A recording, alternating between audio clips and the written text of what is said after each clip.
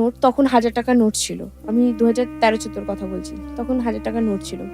তা নোটগুলো না মানে ওই প্লাস্টিকটার মুখটা এতখানি মতো খালি ফাঁকা, দড়ি দিয়ে একটা বেঁধে ওই পুরো প্লাস্টিকটা ভর্তি টাকা আমার দিদা অপারেশনের জন্য, তারপরে অ্যাম্বুলেন্সে করে যায় আসে, যাবতীয় যা কিছু খরচা মোটামুটি আমার দিদা 4 লাখ টাকার মতো জোগাড় করেছে।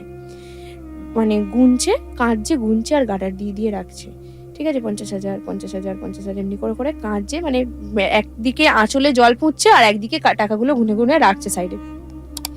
আর আমার মাকে বলছে, আমার মা বলছে দাদুকে যে বাবা তোমার কিছু হবে না, আমরা তোমাকে ঠিক বাঁচিয়ে নেবো। আর আমার দাদু না মানে এতটাই মনের জোর ওনার, উনি তখনও বলছেন না কাঁদছিস কেন, কিছু হবে না আমার, আমি ঠিক হয়ে যাব, এই তো ট্রিটমেন্টটা হওয়ার পরে যদি অপারেশন হয় হওয়ার পরেই আমি কাজে, মানে ও তখনও ওনার এটা টেন্ডেন্সি যে আমি কাজে বেরিয়ে যাব, এরকম একটা ব্যাপার। এবং তার মাঝখানে যখন তারপর আবার ডাক্তারবাবুর কাছে